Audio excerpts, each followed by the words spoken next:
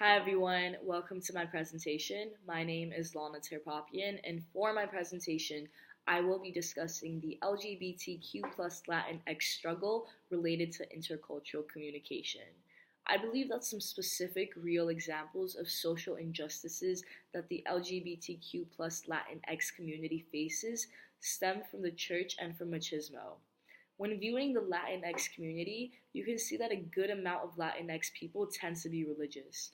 I strongly believe that the devout religiousness in the Latinx culture is a conflicting factor in the process of accepting LGBTQ plus Latinx individuals, which I will further elaborate on when I speak upon what could be done to alleviate their social injustice.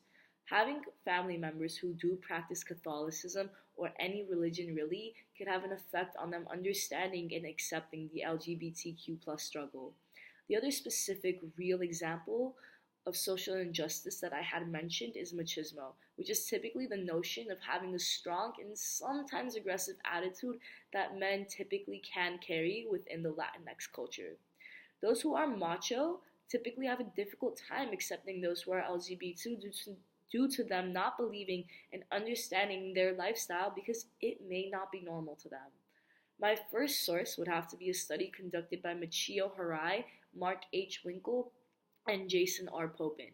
Their study examines the relationship between machismo and attitudes towards LGBTQ in a Latinx college sample. They viewed machismo as the predictor of prejudice toward LGBTQ, while also taking the potential moderation of gender and personality characteristics into consideration. The undergraduates from the public university in South Texas were measured on their prejudice toward LGBTQ, machismo, personality, and various other demographics. The males in the sample reported higher levels of machismo than females. There were no gender differences in levels of negative attitudes towards LGBTQ, yet there was a significant positive correlation between machismo and LGBTQ prejudice. They concluded that efforts to reduce Latinos' prejudice could take traditional views toward gender roles into consideration. As far as whether or not I think there is anything currently being done to alleviate their social injustices, I would say that there have been such endeavors.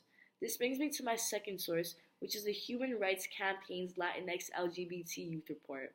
The Human Rights Campaign's Latinx LGBT Youth Report provides resources, tips, and information in order to help Latinx parents understand their LGBTQ kids. To elaborate, the Human Rights Campaign's latest report, Supporting and Caring for Our Latinx LGBT Youth, explores the experiences of nearly 2,000 LGBT youth who identify as Latinx and sort of bases their resources and help through these kids' stories and struggles. If I could come up with one creative solution that could alleviate the injustice that the LGBT Latinx people face, I would definitely bring it back to the church. In my opinion, the Catholic Church could have major effect upon the lives of LGBT people. This brings me to my third source. According to Shinnick, the acceptance of the flaws of the current meta-narratives on homosexuality and the revision of catechesis would have the effect of having homosexuality as a legitimate and God-given gift and a normal part of human sexuality. As far as why I think changing the way Catholic Church approaches LGBTQ would lessen their injustice brings me to my fourth source, the U.S. Department of Health, which is also cited in Shinnick, which notes that a change in the theological standpoint of religions in regard to homosexuality may reduce levels of suicide with LGBT youth. An overall improvement in the levels of self-esteem and sense of worth may come about due to the changes in catechesis, which move from the Church's current teaching of homosexuality as distorted to homosexuality as a gift from God. From my own personal experience, I have seen churches become more progressive in terms of tolerance towards the LGBTQ community, and I have seen happier atmospheres because of it. So yes, I have seen this being tried out, but mainly in a Christian atmosphere.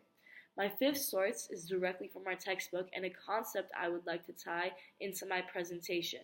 The melting pot theory from chapter 6, which states the migrants' adaptation to a new culture inevitably requires and allows newcomers to melt or blend into the mainstream to form a cohesive whole.